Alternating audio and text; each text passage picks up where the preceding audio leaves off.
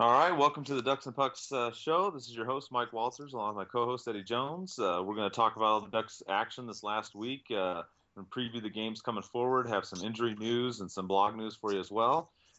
First up, we're going to talk about the San Jose Shark game, and we have Jacob here. Welcome back to the show, Jacob. Hey guys, what's up? Nice to be here. Hey, what a wild game that I guess probably nobody predicted, huh, Jacob, with basically the game turning into fight night after the Sharks got the big lead there.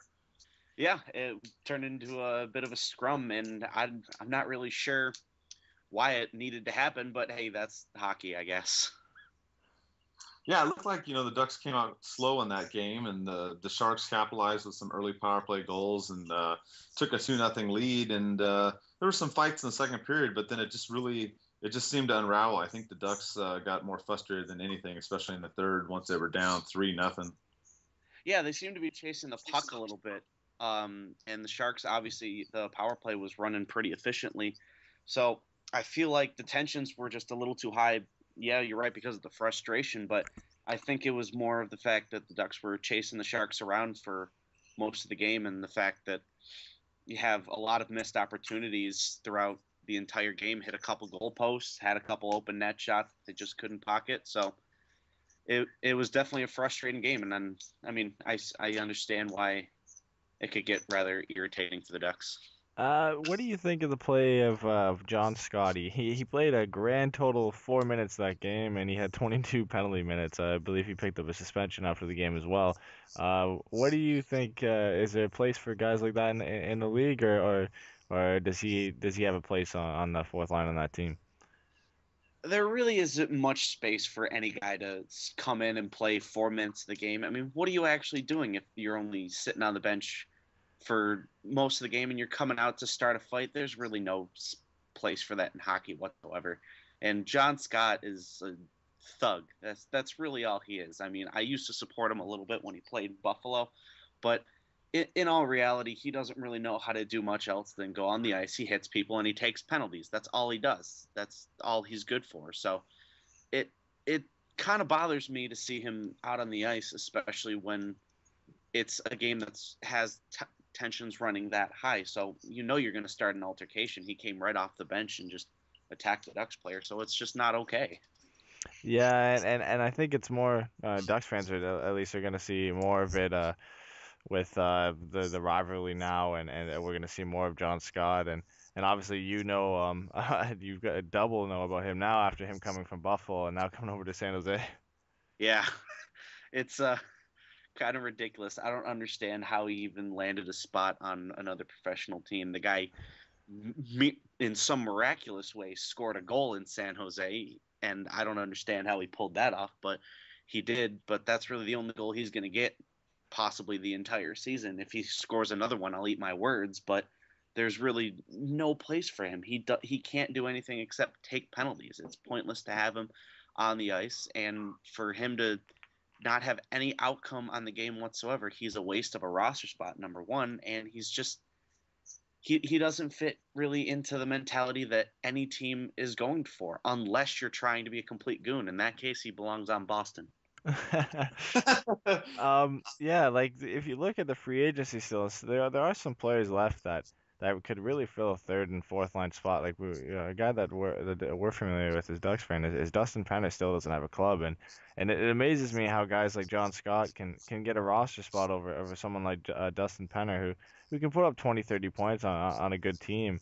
And somehow John Scott, who comes out and plays about 6 minutes a game and just piles up penalty minutes and illegal hits, and he gets a roster spot over someone like that. Yeah, it's absolutely ridiculous. I was actually hoping the Sharks would grab Dustin Penner off of there because he would solidify that fourth line and get a couple more points on there, score 20, maybe 25 points, and give a little more offense to it. And after um, the loss of Brown during the free agency, I guess they wanted the next tough guy, but John Scott was not the right answer for that. They could have gone with just about any other guy, but I think it's just I really do think it's a waste of a roster spot, and they should give someone, whether it's free agency or if they have someone down in Worcester that could do much better, they could bring him up and let him play. It's a waste to have John Scott play 4 minutes when you could bring up another kid if you really need be. Have him play 10 to 12 minutes a game and see if he can develop into something better. Yeah, and so far, I guess it's sort of a surprise. Tommy Wingles, his start to the season, he has 9 points after 13 games. He picked up 10 shots against the Ducks in that game, and 5 hits as well as a fight. So he's really doing everything this season for the Sharks. Yeah, Wingles has been on fire. He showed towards the end of last season that he's got a pretty good scoring touch and he's got a little bit of grit to him. He's willing to throw his body around, and I like that about him. And the fact that the Sharks are giving him ice time on the power play, throwing him in on the penalty kill a little bit, and he's playing on the second line with Logan Couture and Patrick Marleau in some cases. It's nice to see that they're willing to throw him into some more of these top line situations and give him more ice time because he's got the desire, he's got the will, and he has the skill set to add to it. And he's proving it by throwing 10, 12 shots on goal some of these games. I think one game he topped off, I think, at like 13 shots. So it's absolutely incredible to see him do this well. And maybe he'll put up 50, 60 points this year. It'd be great to see him do that. Yeah, and I think it's fair to say that we haven't seen the Sharks hit 100%, compete level this season so far. We obviously their goal scoring is on point when they're leading the Western Conference with 41 goals. But what do you think is the problem? Is it the defense or is it goaltending is the main reason they've let in 35 goals so far this season? I wouldn't put it so much on the defense because with Vlasic and Burns back there, they're keeping a solid point on maintaining the puck and where it needs to go. The issue really is the goaltending. If you look at the goal that was scored against the Sharks last night when they played the Islanders, Kyle Oposo, he made a great move, but the puck just slid off Oposo's stick and he shot it short side on Niemi, who didn't even look like he knew where the puck was going. So it's a matter of poor goaltending. Niemi just doesn't seem to have the confidence that he did when he won the Stanley Cup back in Chicago. And then Stalock, he's still trying to develop into a higher level goaltender than a backup, and he obviously has the desire to want to do that.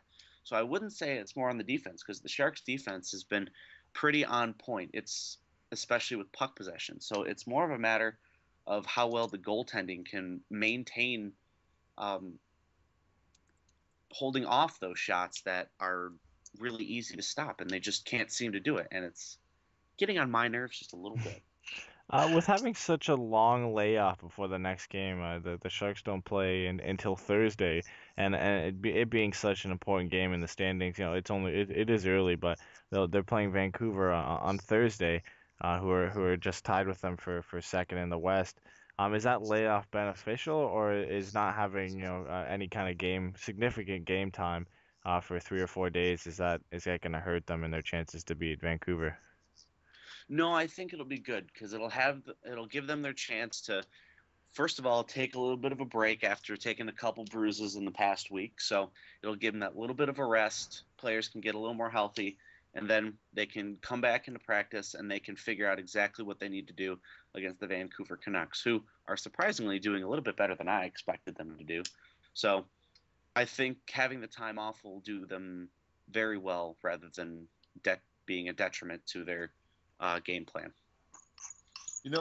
Going forward here, you follow the Sabres and the Sharks, Jacob. What do you think in that matchup that we had? Do you think when the Sharks lost to Buffalo that, they were pretty much revved up coming into the Duck game on Sunday? Because that's kind of what my fear was, and they really proved it in that first period.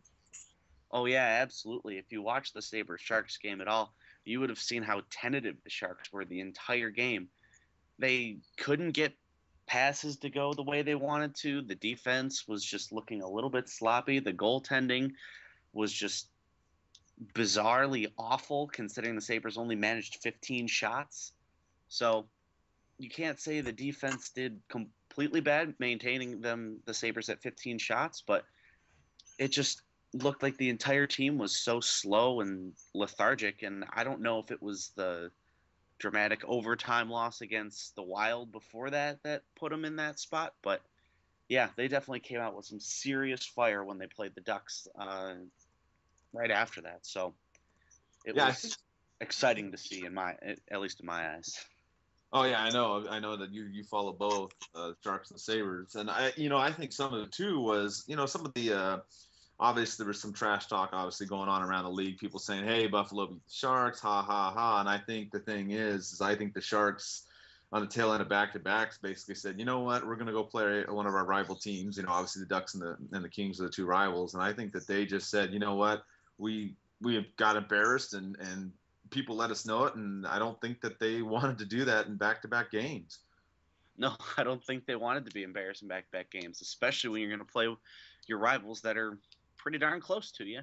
So you're fighting for that Pacific Division spot. You just lost to arguably, actually, I'm going to say the worst team in the league. Right. Since I can speak from firsthand experience. So you lost to the worst in the league that can score barely 1 goal a game. They put up 2 against you. So now what are you going to do? And your offense, who should average between 3 and 4 goals a game, especially when you're leading the West in goals, can't come up with more than 1 goal against a Sabres team that just isn't good whatsoever. So I definitely think that they used that fire. And I don't know about you, but the Sharks are a bit of a dramatic team. Everybody's a bit of a drama queen. So Right. They definitely would take that and they would run with it, and they're going to use their emotion and show how annoyed and irritated they are, and they're going to take it out on the Ducks because, well, they can. Yeah. You know, and we talked about this last time before with the Sharks and the whole captain issue and whatnot in the offseason. What do you think as far as the team leadership? You know, when they had that controversy with Thornton and who they were going to pick and all that, do you think it's working out fine, or something else going on there? I think it's working out fine. I don't understand why they needed to have that entire controversy over the summer at all. People were putting some blame on Joe Thornton for not leading his team in the playoffs, but he actually did. The Sharks went up 3-0 against the LA Kings. What was the issue there? They got tentative in Game 4, and they got tentative in Game 5, and then Game 6, they looked terrified that the Kings could come back and win, and that's exactly what they did. So it wasn't a matter of pulling the team together. It wasn't a matter of Joe Thornton not leading his team. It was a matter of the coach not pulling his game plan together and changing it up, because game plan number 1, 2, and 3 worked perfectly. But game plans for number 3, 4, 5, 6, or game plan for number 4, 5, 6, and 7 they didn't change anything, and the Kings knew exactly what to do to stop it. So with the captaincy issue, I wouldn't say that there even needed to be one. If Joe Thornton maintained the captaincy, or if they gave it back to Patrick Marleau, or if they wanted to slap it on to Logan Couture or Joe Pavelski, either way it would have been fine, because with how many guys are wearing the alternate letter, it still gets spread out amongst all of the players on the ice, because there's a lot of players on this team that have playoff experience, and they have all of the experience within the league to say, this is what we need to do. We understand how it's going to work. We're going to score some goals. We're going to play some games. We're going to make the playoffs this year, and we're going to make another run, hopefully past the first round. Yeah, you know, you mentioned that. I was going to ask you, being, you know, rooting for the Sharks, would you like to play the Kings in the first round and try and beat them, or would you rather try to avoid them in the first round? I would absolutely love the chance to play the LA Kings in the first round and give them one more taste of their own medicine and knock them right out in the first round. Because personally, I don't like the LA Kings. I'm not fond of them whatsoever. I don't really like anything to go with them. Minus, no, nothing really. I don't really like them at all. So I'd love to see them in the first round of the playoffs, especially against the Sharks. And I would love to see them sweep the Kings 4-0. It would kind of be like that payback of, we did it this time. It would be fantastic to see, and I would absolutely cheer. You would probably hear me all the way from my house in Buffalo, where you guys are. You would. Yeah, I think, you know, for you guys, the Sharks, you know, it's got to be frustrating, you know, having done so well, you know, in the Pacific Division. Actually, you know, a lot of people don't know this, but the Sharks have won more Pacific Division titles than the Kings and the Ducks. Mm-hmm. And then, you know, just not getting deep in the playoffs. I mean, you know, that's got to be frustrating. It's extremely frustrating, and I have to take it back to a couple years ago when the Sharks made it to the conference finals versus Vancouver. And how did the Sharks lose that game? A shot was taken from the point that went off of a stanchion, came right back to the point, and got fired in because nobody knew where the hell the puck was. That's right. I remember that. It was an unlucky bounce that managed to just fit in between the goaltender's pad and the goalpost. It just made it inside the net. But hey, that's hockey. And then what happened to the Vancouver Canucks? They lost to the Boston Bruins. So one, I don't like the fact that the Vancouver Canucks knocked out the Sharks. Two, I don't like the fact that they let the Bruins win. So that year was just absolutely awful for me. Well, you know what? We enjoy having you on the show last time, and this time we'll have you on again, in the future. And hope for the Sharks. I mean, obviously, I don't want them to beat the Ducks, but hopefully you get your wish and they go to the playoffs and beat the Kings this year. I do too. Hopefully, we'll see you guys in round 2 then. Yeah, that's the way it would shape up. We'll have plenty to talk about. Oh yeah, definitely. Thanks for coming on the show. No problem, guys. All right, we just finished our discussion of the Sharks game with the Ducks, and now we're going to be talking about Chicago. And we have Jessica on with us. Welcome to the show, Jessica. Thank you. I'm excited to be here. Yeah, glad to have you on. We had looked like a nail biter of a game there between Chicago and the Ducks. Obviously the Ducks prevailed 1-0, but it was a tight game. It was very tight, but I think you knew about halfway through the third period. I can't remember which it was, but Taves went in for a wide open goal and Gibson made the pad save. And you were like, well, after that, pretty sure nothing's getting past him tonight. Yeah, Gibson was on fire, 38 saves. It was a big rebound game for him, after starting out slow. But, Darling didn't play so bad for you guys in net either. No, he didn't. 25 saves isn't terrible for the goalie who's third in line. So I know he's in Rockford now again, but I think it's always nice to know that you have your backup to your backup is not terrible. Yeah, it looks like Crawford's healthy. It looks like you guys will be able to go forward with him again this season. Yes, which is, I think, unfortunately, sometimes he gets a bad rap, but as I think we learned kind of last week having to go between Ranta and Darling, that he's definitely necessary to the system in order for it to prevail. Yeah, and going forward, I mean, for your guys' division, who do you think is going to be the toughest team for you guys? St. Louis, Colorado, Minnesota. Who do you think Chicago is going to have to deal with down the stretch this year?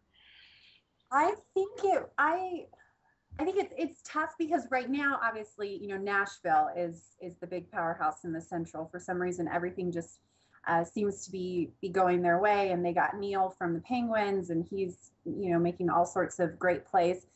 So right now, that kind of seems to be the roadblock, but it's a long season, as we all know. And for some reason, for the Hawks, it always comes down to Colorado. We always have those battles with them, and they tend to be the team we can't really get past too well. So I know they're kind of having a slow start this season, but I honestly think that either Colorado or St. Louis will be who we have to get past in order to kind of get up there to the top of the division. And so far with the issue with the Blackhawks, 6-4-1 isn't a terrible record, but it's not what we've come to expect from the Blackhawks in the past few seasons. Yeah. Do you think the issue is just really goal scoring on the road, or is it more than that? I think it definitely has to do with goal scoring on the road. I mean, the thing that's so frustrating with the specific situation they're in right now is, like we saw last night against Toronto. I can't even really remember how many saves Reimer had in that third period, but we're getting the shots. It just, for some reason, we're just not getting the shots that hit the back of the net. And I don't know if that's just, different dynamics. We're going to have to switch up the lines, which Quenneville luckily is very well known for his not being attached to any sort of kind of line combinations. But I think the shots are there, which is always great. It's just nothing is really connecting to hit the back of the net. And so I definitely think we're going to have to just kind of do a little bit better in terms of precision, and also our power play. We have to get that together.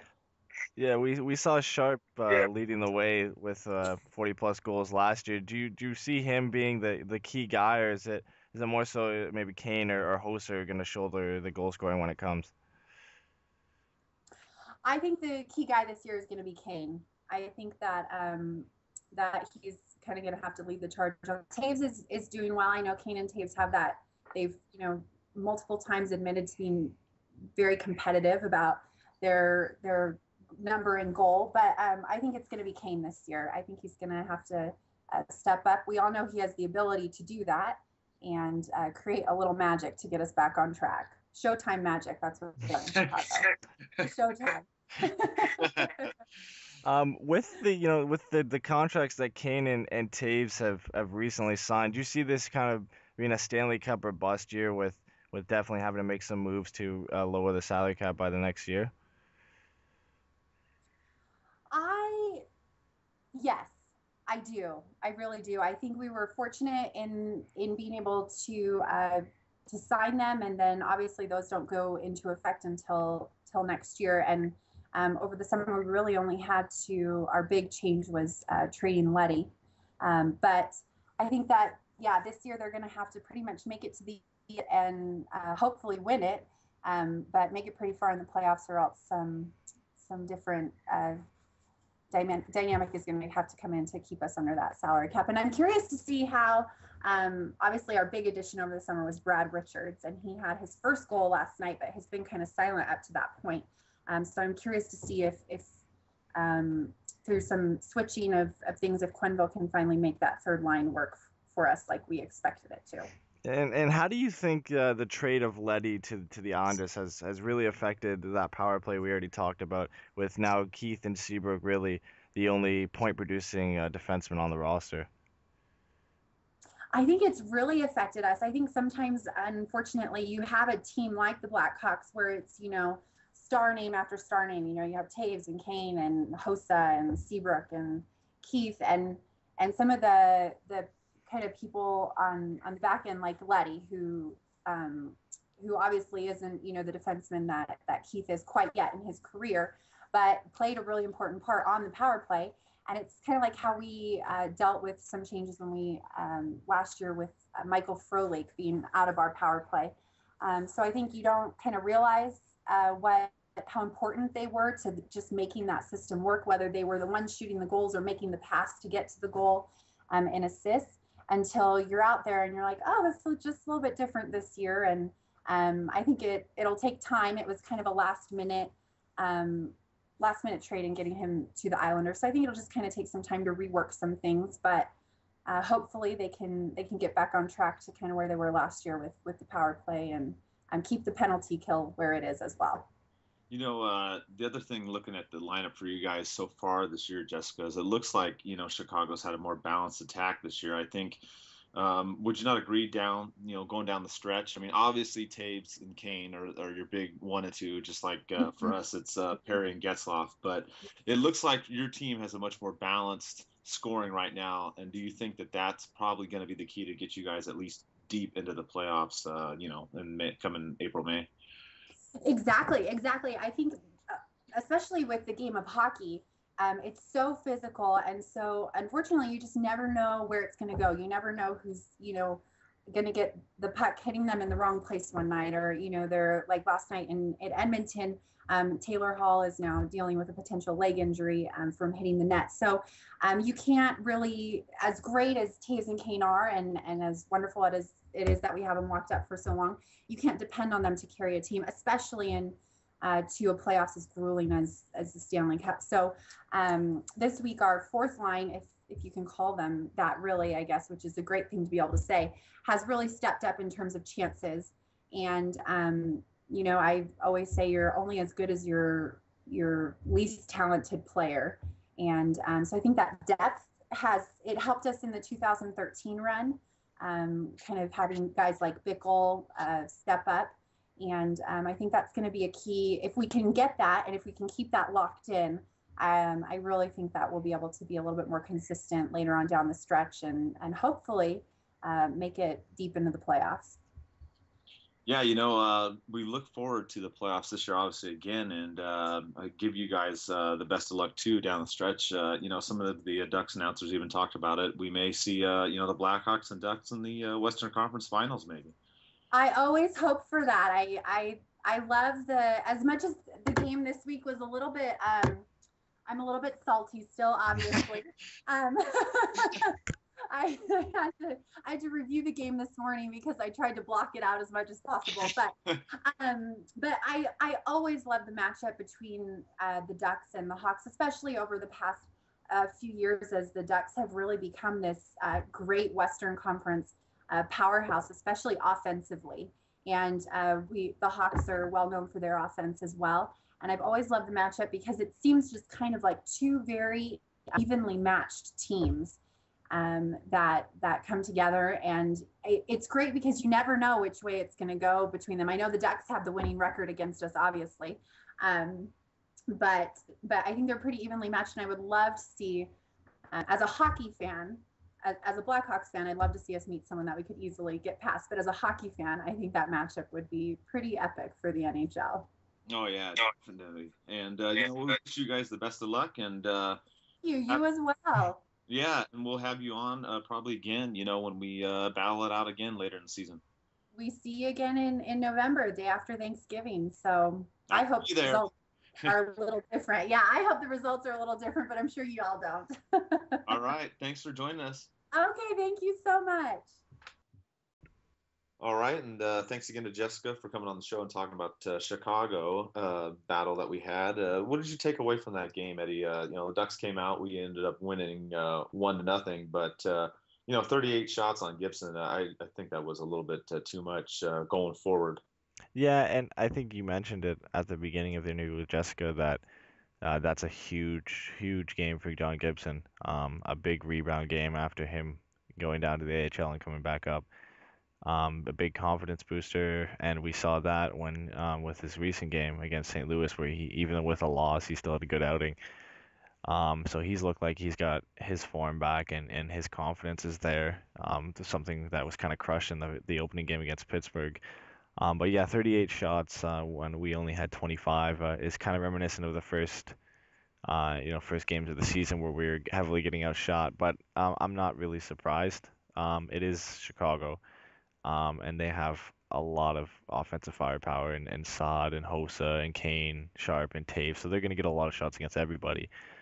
We limited them pretty good. There was some significant scoring chances, but there wasn't, a equivalent amount for 38 shots, if you know what I mean. So I think all in all, we played a good game. We could have got more scoring chances for ourselves, considering we scored on a shorthanded breakaway. We got a little bit lucky with that, but it's a good win, and against a team such as the Blackhawks. I think the main takeaway, though, is just the big confidence boost it is for somebody like John Gibson.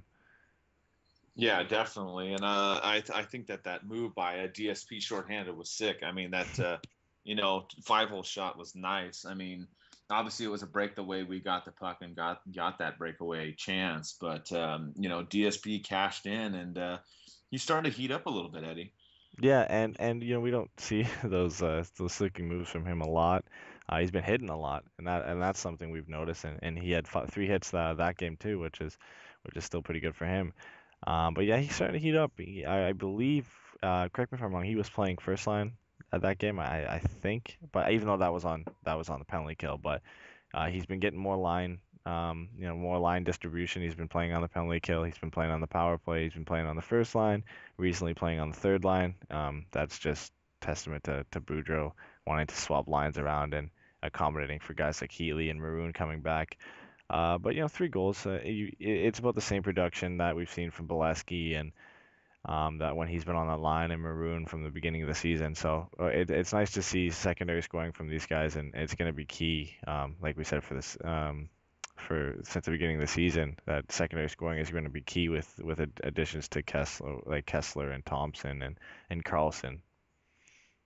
Yeah, secondary scoring for us is going to be huge, like you mentioned, Eddie, going down the stretch. I mean, obviously we have the best record right now, but going down the stretch and into the playoffs, we're going to need scoring from everybody. Yeah, and we have a question later that we'll cover this a little bit more, but people have been a little bit harsh on Edom, and we've got Smith, Pally, and Silverberg and Cogliano, Carlson, and I could go on about the guys we have apart from Getzlaf, Perry, and Kessler who can get the scoring done, and we've seen that this season. We've had some we're among the top 10 in offensive production. So I think so far that is definitely a high for us is secondary scoring, and it was for most of the season last year. 5-on-5 secondary scoring was one of the reasons we ended up finishing 1 point away from the President's Trophy. Yeah, definitely, Eddie. That's going to be the key, and like I always harp on too, is the faceoffs. I think if we keep up the scoring, keep up the faceoffs, and just keep rolling that way, I think we'll be good going down the stretch. All right, we're going to be talking about the Blues and the Ducks game now. We're going to welcome back Jake from the Loose Chicklets show, and welcome back to our show, Jake. Hey, thanks, guys. Appreciate it. Hey, it looked like a reverse of fortunes this time. We beat you guys the first game, but the Blues came out and beat us 2-0 this last game, Jake. Yeah, it's quite astounding actually, just with all the injuries and stuff we had with Stastny, Backes, and Oshie with concussions, and then Joachim Lidstrom, another offensive-minded talent for the Blues, getting a touch of the flu bug that's been going through our team. With those four guys out, and then all of a sudden, we get some secondary scoring. It was a thing of beauty on my end. Yeah, I mean, it looked like for you guys, two things that I can take away from that game is, one, the defense was extremely solid, and two, Jake Allen, he stood on his head and played a great game. Yeah, he's been well. Again, the goaltending to me, I think, I mean, it is good. We can't kid ourselves. It is good, and they're doing what they can right now. I just, can you hold on for 82 games plus a playoff? That remains to be seen. But so far, so good with the netminders for sure. Yeah, I mean, you guys are on a roll right now. I mean, you've won 4 in a row. You got Tarasenko tearing it up. I mean, it looks like for you guys, even with the injuries, you're going to make a good push this season. Yeah, so far so good. I want to get everybody back. I know that's it's cliche, but we need to get our full roster back. That's first and foremost. And I think I read this morning, Stastny is going to make the trip. We're heading out east next week, and Stastny will be on that trip. However, Oshie is not. Backes played last night in the Colorado game. I think he should have sat that one out. He did not look very good, but he is the captain, and you want him in as much as you can. And then we had Joachim Lidstrom come back too with a touch of the flu bug. Like I said, he had against the Anaheim Ducks, but he came back last night for the Colorado game. And Tarasenko, wow, him and Laterra, the chemistry's it's there. And I mean, he highlight reel after highlight reel, guys. I'm not trying to toot my own horn here with my team, but man, he looks good. Yeah, and the goals in that game weren't pretty, but in the end it doesn't really matter if you got 2 goals on the board and you can shut out a team. And when you got guys like Backes and Oshie and Stastny and Lindstrom out, and Tarasenko wasn't firing in that specific game, you got to look for those ugly goals. Yeah, absolutely. And I touched base with my other guys for episode 3 of our Loose Chicklets podcast. That's what we're all about here in St. Louis.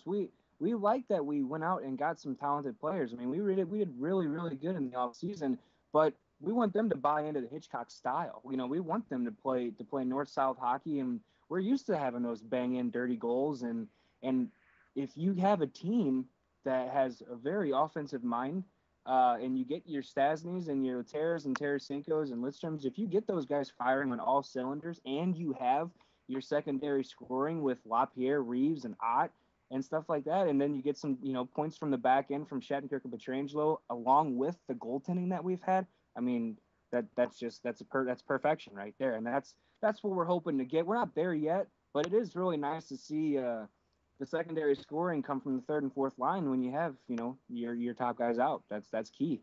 Yeah, and speaking of Tarasenko, so far he grabbed a hat trick against Dallas and he grabbed 2 goals the other night. How high do you think his ceiling is? Do you think he's a 40-plus guy down the road? I think he's going to hit 50. I think he'll hit 50 one time. It's very hard in the NHL, as you guys know, to hit 50 goals anymore. But man, he's such a pure shooter, and I think one of the most pure shooters in the NHL is Corey Perry. I mean, I really, really love Corey Perry, and I'm not comparing the two by any means, but man, Senko, his shot is, I think, the best we've seen in St. Louis since Brett Hall. Yeah, and when you look around the league at top shooters and guys who reach 40 and get close to 50, guys like Perry and Kessel, it's all about the quick release. And when you watch Tarasenko play, he doesn't keep the puck on his stick for too long, and he's got pinpoint accuracy, and it's in the back of the net. Yeah, and that's key too. Hitchcock told him this year. He pulled him aside and said, "quote unquote," he goes, be selfish with the puck this year because your shot is impeccable." And there are times when he hangs onto the puck just a little too long, but you can start to see that going away a little bit, especially this is his third year in the NHL with the Blues. In his first year, you could tell he had some offensive upside. Second year, battled some injuries, but still you knew he had a positive upside with talent. And this year, it's not that you can't. I mean, you can still tell, but now he's starting to prove it. And it's like you said, you can't have the puck on your stick for very long, and he just he gets it off quick. And anybody who's played hockey knows that you kind of just want to shoot and get it on net. But not only does he do that, but he's putting it where he wants it. It's unbelievable. Yeah, and he's really the trigger man right now in the lineup. And looking at the games coming up, you got the Rangers and 2 games back, or 2 games Tuesday, Thursday against the Devils, and then the Red Hot Predators on Saturday. How do you think you guys stack up against those 4 teams coming up this week? I think we're gonna be okay. East Coast always gives us a little bit of trouble. I know the Rangers got us already in our home opener. They kind of spoiled it for us, and we're still not healthy 100%. So Lundqvist, as you guys know, is world class. But if Letera and Tarasenko, if they can combine for 2 or 3 goals a game, we're going to be difficult. But it's almost impossible to ask them to keep doing that. As far as the New Jersey Devils, I think that was what I chose. They were my surprise team in the East this year because they went out and got Marty Havlat, who I know is hurt, and Mike Camilleri, who's a good shooter, to play with Yager, and I think he's playing with Zajac too. But they're an interesting team. I like Corey Schneider, but I don't know if you guys saw it. They were up 3-0 on the Pittsburgh Penguins, and then they gave up 8 straight goals and lost 8-3. So. Yeah. They got us last year, 7-1 last year in New Jersey. So they're an interesting team. They play a really different style, and we'll see what the film session consists of. Let's see if we can kind of adapt to their to what they're doing and find out what they're doing and shut them down. Because if our defense is playing and our goalies are playing the way that they have been, it should bounce in our favor. That Nashville game too, that's going to come up for you guys, Jake. You look at that game to be kind of a measuring stick. We talked about this earlier on the show, that they've been on a roll, and they're right ahead of you guys with Minnesota for a point in your division. It looks like, they're going to be someone that's going to be a force down the stretch. Yeah, absolutely. Peter Laviolette was a great I know Barry Trotz was a great coach there, but they wanted more offensive-minded team, and they went out and got Laviolette along with Ole Okinen, James Neal, Derek Roy, and Mike Ribeiro. So yeah, I do look at it as a measuring stick, and this is the key to the Nashville Predators right now. They went out, or they did. I'm sorry, they have Pecorine healthy. On top of the guys they went out and got, Pecorine, he's only going to give up a goal or 2 a game. So if you go out and get somebody like a James Neal or Mike Ribeiro, all of a sudden you see Nashville, they're on the opposite end of 2-1. Instead of losing 2-1, they're winning 2-1. Or instead of losing 1-0, they're winning 1-0 now. So definitely a measuring stick, because back when Pecorine was healthy, which it seems like it's been a while, so I want to say about 2 years ago, they're a thorn in our sides. We hate them. We hate playing against them. So it's gonna be fun to watch, and we'll see if we can come out on top there. But yeah, definitely a measuring stick. Do you think that Nashville is the team to beat right now, or do you look at Dallas, Chicago, Minnesota? Who do you think is the biggest threat in your division? Oh, you gotta stick with the Blackhawks. I mean, they're still the offensive-minded team that they've always been. Actually, they're just an all-around great team, to be honest with you. But Corey Crawford, I believe, is healthy now, and I'm not the biggest fan of him. But you can put anybody in behind Keith and Seabrook, and they're gonna look pretty good. But yeah, Corey Crawford's back, and I I know Chicago lost to Toronto last night 3-2, so I'm glad to see that they keep, they're losing a little bit here and there, so that's always nice. But and the Blues shut Patrick Kane and Jonathan Toews down when we played them, and that's obviously, I mean, you guys know who they are for sure. So yeah, I think if you look at it as a whole, I mean, it's still early. Nashville's a great team. Dallas, Minnesota, I mean, they're all really, really good teams. But I think if you look at the juggernauts of the Central, I think, in my opinion, Chicago is definitely still number one. All right. Well, again, like last time, we wish you best of luck down the stretch, and we'll probably have you on again because, we'll be playing you guys again. And thanks for coming on the show, Jay. Hey, thanks, guys. Yeah, if you talk to Freddie Andersen, tell him I need a shutout next time he's on my fantasy team. I'll put in a good word for you. All right. Thanks, guys. All right, and that was Jake from the Loose Chicklets show that was on. We talked about the St. Louis Blues Ducks game with him, and the takeaway I have for this game for us, Eddie, is the Ducks didn't really skate well in this game. Heatley came back and played.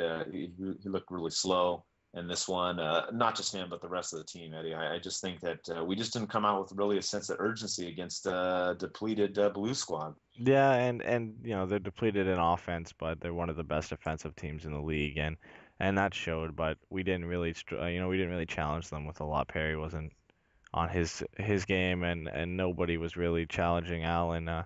24 saves is a good night for him. But yeah, like you said, we were flat. Everybody was looking really slow out there. We didn't look like we were up for the challenge at all.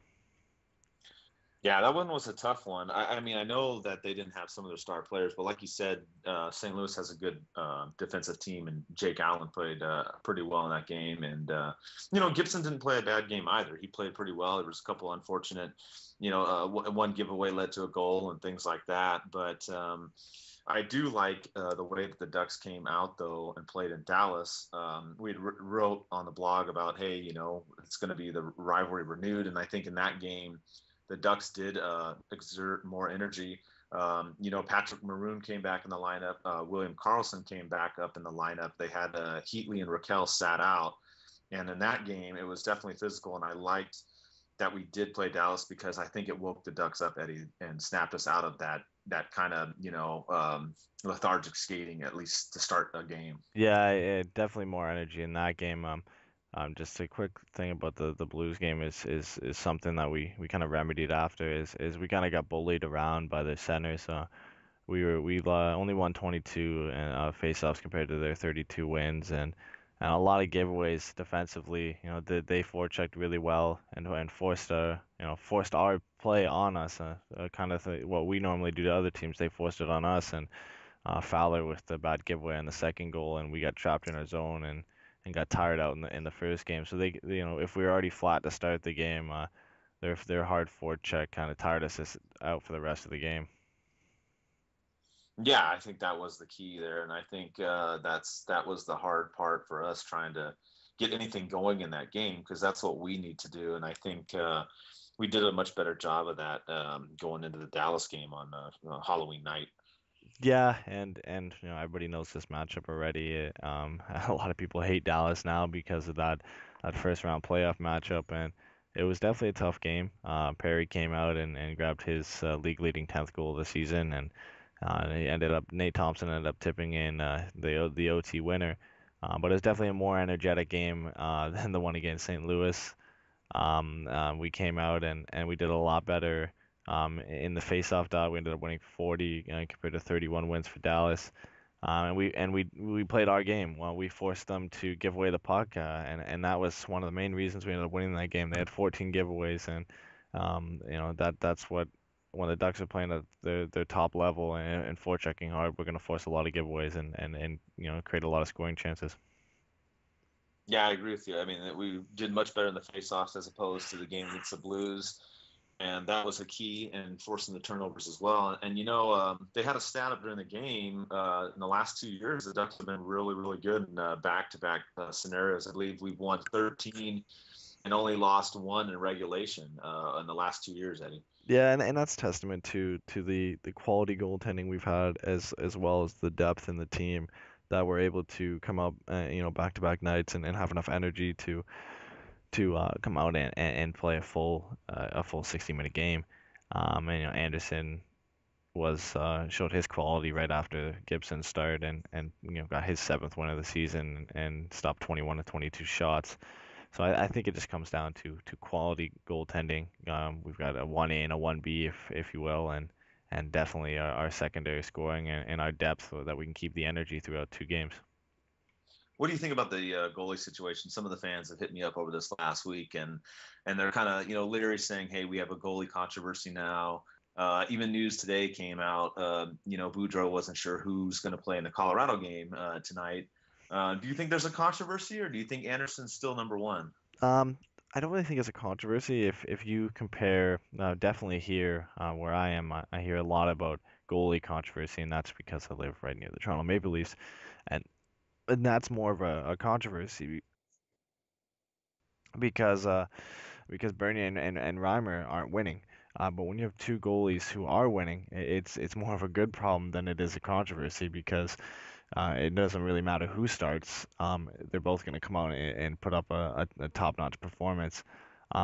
It's a dilemma in that you don't want to not start a guy and hurt his confidence and his form. But I think with these 2 guys right now, I don't think not starting him for a game is really going to harm him. I think they still want Andersen to be the starter. But Gibson playing well is a bonus, and it's definitely good to throw him in there and keep up his form. As for starting tonight, I've heard a lot of rumors, and you've told me that it's kind of back and forth, and there's a lot of news for both of them tonight. But either one, you put anyone in that, and I'm confident with both of them the way they're playing right now. Yeah, I agree with you. I think we can't go wrong with either one. I think you just got to go with who's I guess the hotter one at the time, which right now it's pretty even. So I don't think like you said, it's a good problem. I don't think Bruce can do anything wrong either way. What do you think also about Heatley? He came in there, played a couple games, looked like he wasn't up to par as far as his skating ability. I mean, he's not a fast skater to begin with, but Bruce set him down that Dallas game. Maroon came back in healthy, played. Do you think Heatley comes back in on the second or third line, maybe going forward? Yeah, it's only 2 games in that he's played. I know he started off pretty bad. Only 5 shots was really all he did in those 2 games, and it could be effect of the groin injury that could make him a little bit more sluggish. Like you said, he's not a fast skater to begin with, but he didn't look like he had any spark at all. He didn't look interested. He looked a little bit out of it, and that could be because of the injury, or that just could be he just doesn't have anything left to give to the team, and that also proves a good thing that we signed him to a 1 year, but it's a small sample size. It's only 2 games. I'm not gonna get on his back already. I was happy when we signed him to the contract, so I hope to see some more output from him in the next game he gets back in. But if he's still doing this 5, 6, 7 games from now, then maybe we can talk about his play and how he's gonna fit in for the rest of the season. Yeah, I agree. I don't want to jump the gun either. I think we got to see a few more games first before we decide where he's going to fit in the offense. And coming up this week, we got Colorado tonight. We've got the Islanders on Wednesday, and then the Coyotes. Going forward with these 3, we were perfect until last week. Obviously, with the loss to the Blues and the Sharks, we're still pretty good on our predictions. But what do you think with these 3 games coming up, Eddie? How the Ducks are going to look? Well, I'll start with the Colorado game, and Colorado struggled so far. They've struggled at home, they struggled on the road.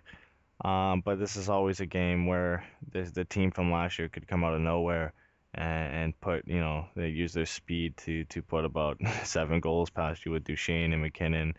They have no stats knee, and I think that's really hurt them. But the problem with Colorado is what's caught up with them is their puck possession and their lack of physicality. When teams like LA and Anaheim and any strong Nashville, any big teams roll in, kind of just bully them into submission, and there's not much they can do. You put a guy in Duchesne, you put a guy in McKinnon, and you tire them out, and that speed kind of doesn't become a factor anymore.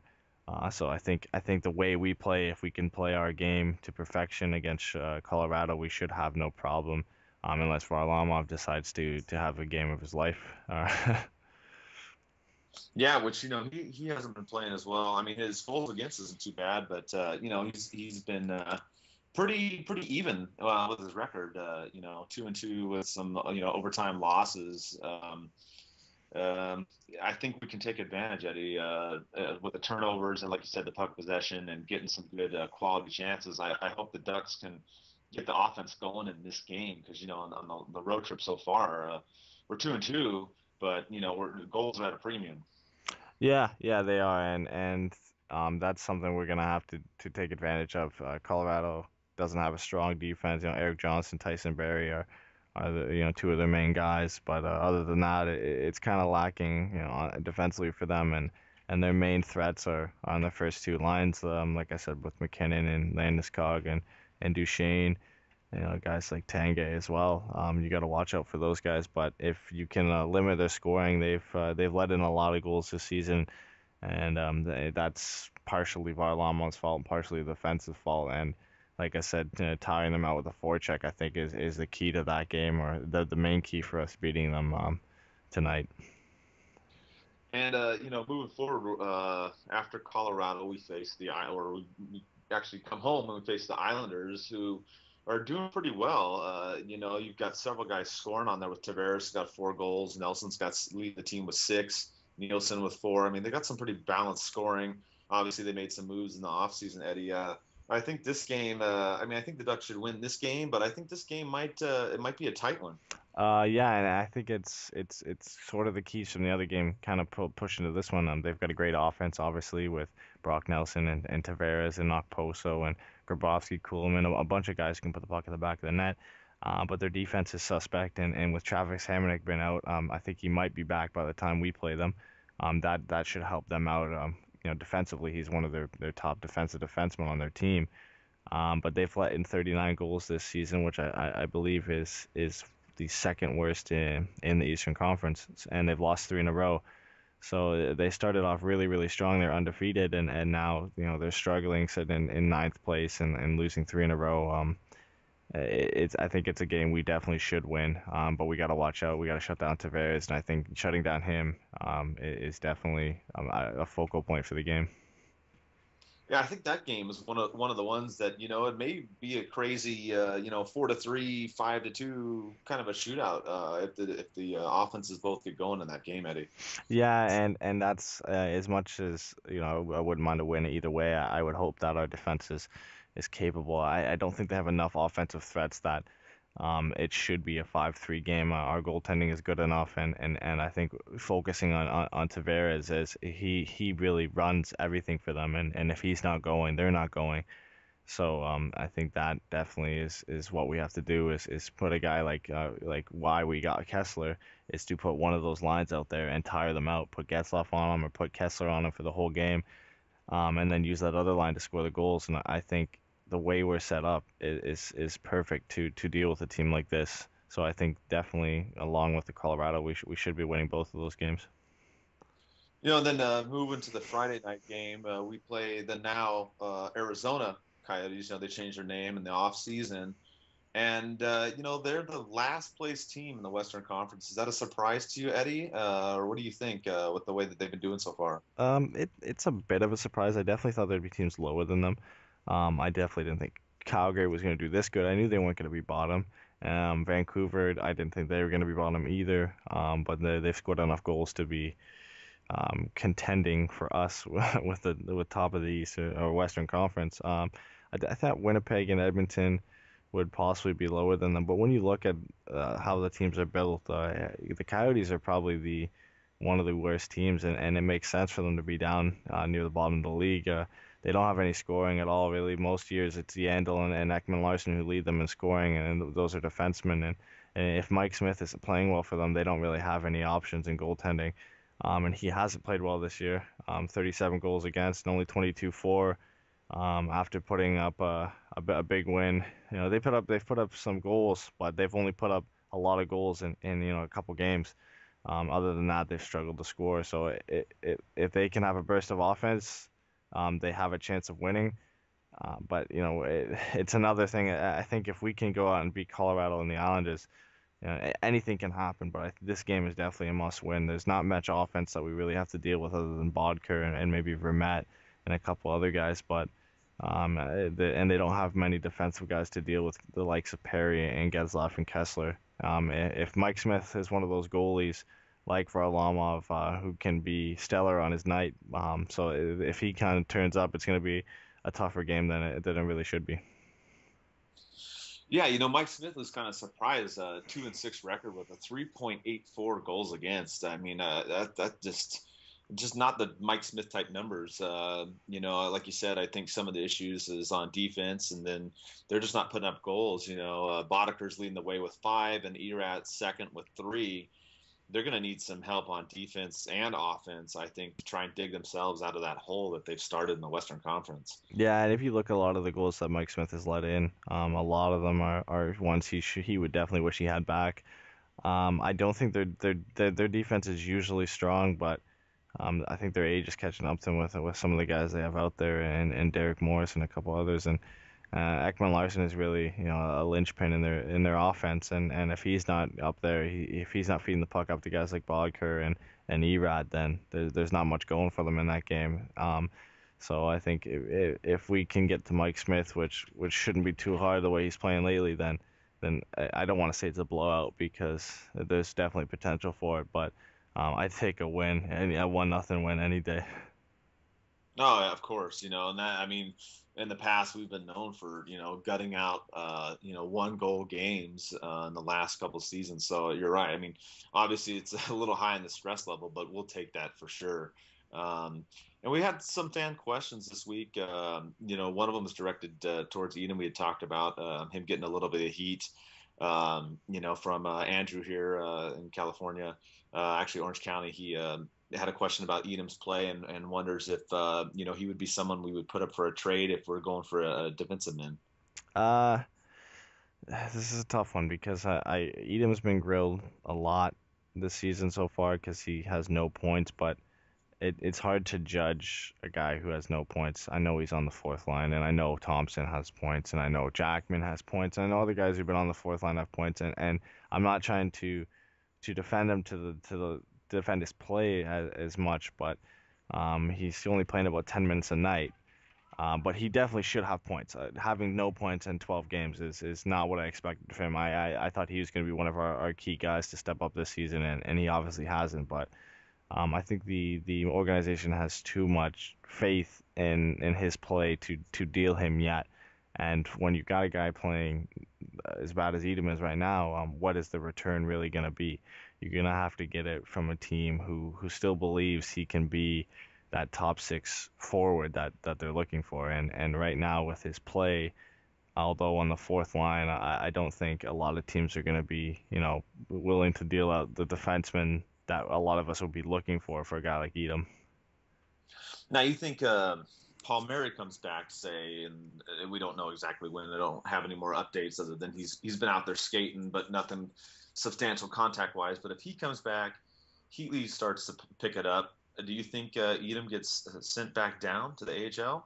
I think when Paul Murray comes back, at the beginning of the season I was saying it was probably Bolesky, but with Bolesky having 5 goals, and I know he's getting top line minutes sometimes, but Edam still held to no points after 12 games, and Heatley being on the one-way contract, it's most likely Edam who gets sent down. I don't know if I think that's actually a good thing for him, the way he's playing right now, to gain some confidence and score some goals in the AHL.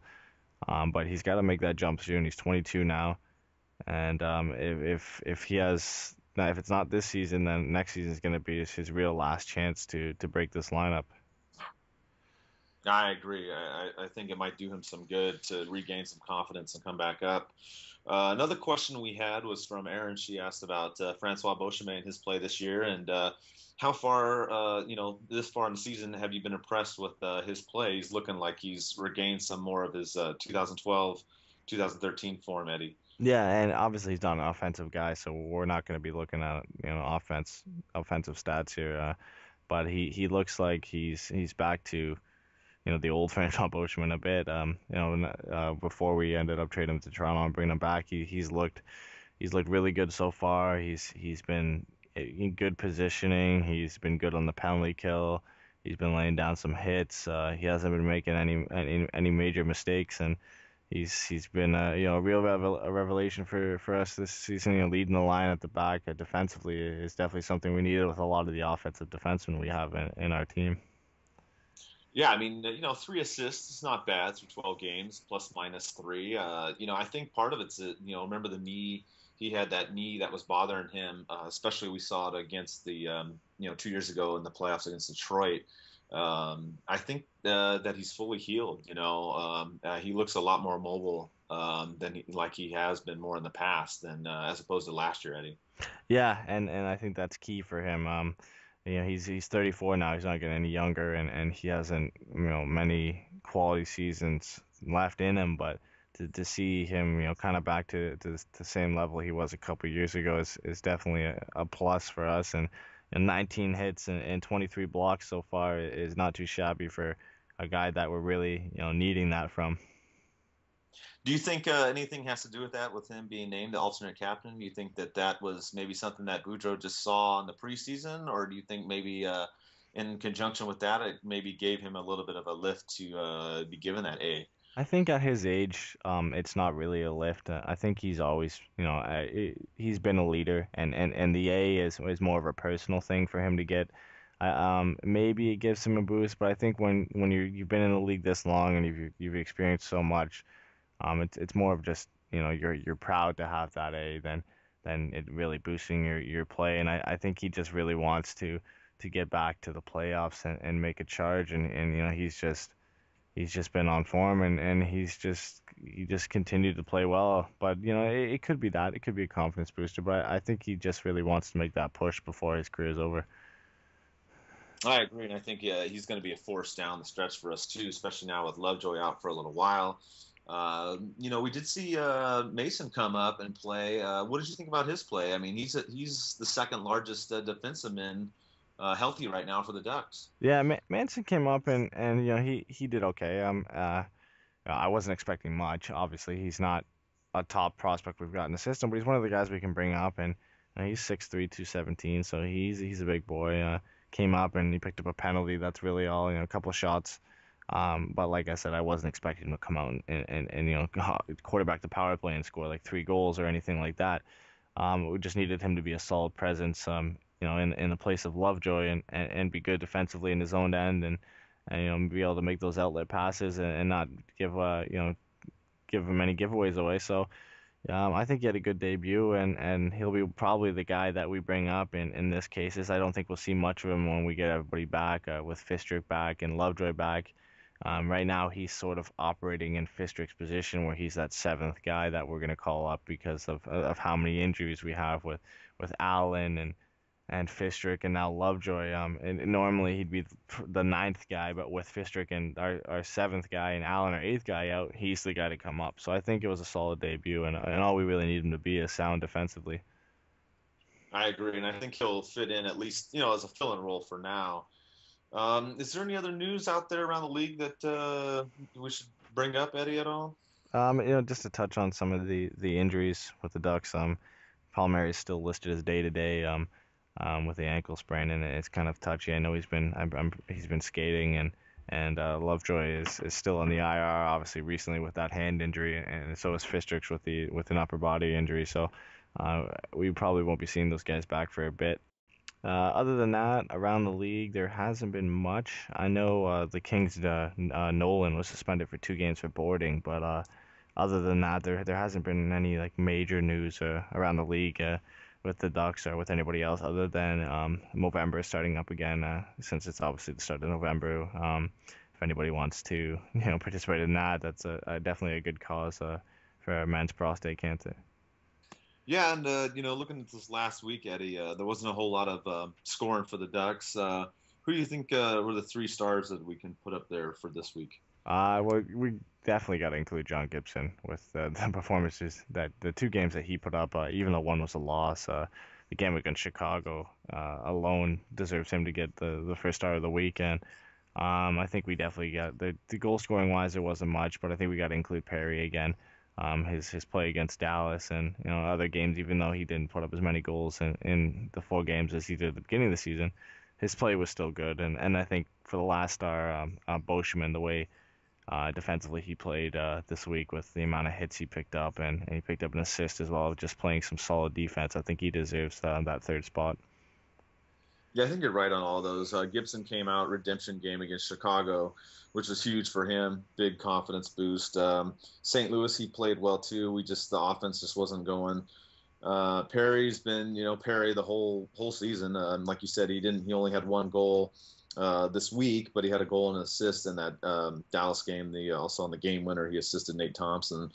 And Francois has been playing well, getting some assists throughout the season. Lots of block shots. The physical play has been definitely up.